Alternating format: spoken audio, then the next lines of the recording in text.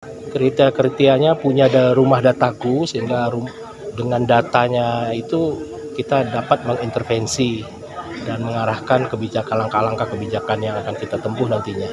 Kemudian yang kedua, perubahan perilaku dari intervensi yang kita lakukan. Nah, ini kita harapkan dengan 3 itu mengarah kepada instruksi Presiden memang nomor 3 tahun 2022, sehingga langkah-langkah itu dapat terintegrasi dan konvergensi kepada semua masyarakat nantinya dengan pelaksanaan lintas sektor yang saling kolaborasi, sehingga salah satunya penekanan untuk stunting dapat kita tekan. Baik Pak, untuk masyarakat sendiri apa yang harus mereka lakukan untuk mewujudkan kampung keluarga? Ya, yang pertama pemahaman, kemudian kepeduliannya. Kalau udah paham tujuannya untuk apa, tentunya dengan namanya saja ya, kampung keluarga berkualitas, bagaimana keluarga-keluarga yang ada di desa tersebut atau di kelurahan tersebut itu dapat kita tingkatkan. Itu karena salah satu yang ketiga tadi itu pemberdayaan ekonominya. Jadi dengan adanya pemberdayaan ekonomi itu dapat kita tingkatkan kualitasnya, tentu pemenuhan gizi kepada anak-anaknya.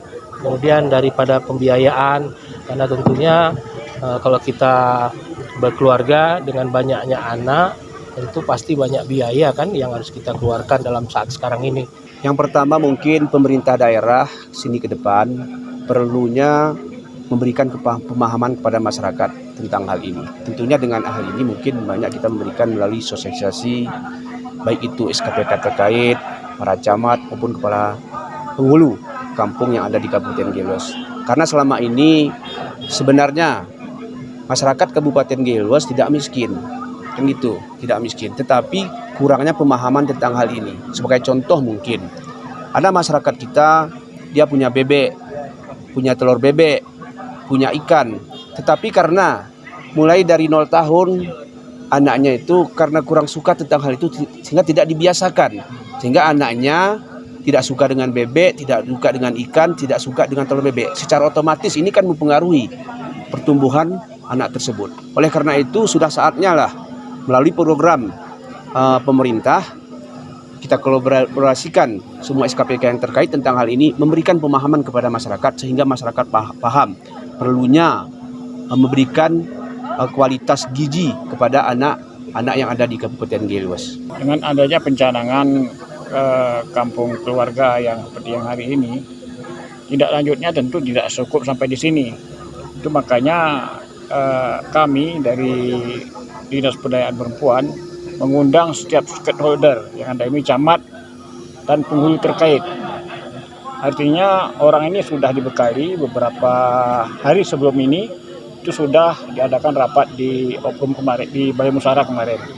Artinya titik fokusnya di sini, bahwa program ini bukan hanya program seremonial saja, tapi realisasinya bagaimana upaya supaya masyarakat itu benar-benar memahami, memaklumi apa sebenarnya keluarga sejahtera.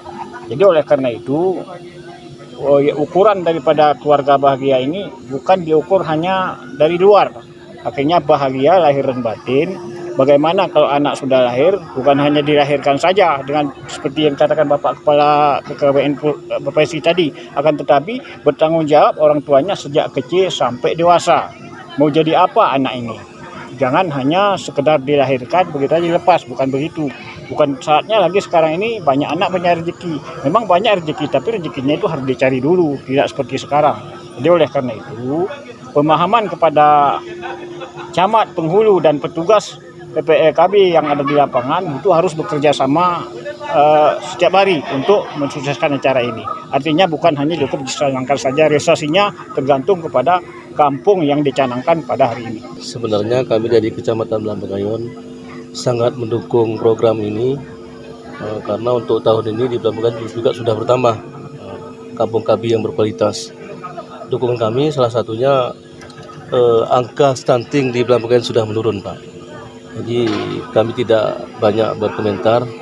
Kami mendukung sepenuhnya program Kampung KB yang ada di Kecamatan Belambagayon. Masalah persiapannya itu kami stakeholder yang ada sama-sama menentukan kampung mana yang lebih layak. otomatis kami kan sama-sama di lapangan, mulai dari anak balita, remaja, lansia, sama-sama menjaga mulai dari kesehatan, kebersihan lingkungan dan seterusnya. Bismillahirrahmanirrahim. Pencanangan 74 kampung keluarga berkualitas atau KB se-Kabupaten Gaya Luas hari ini kami nyatakan dibuka.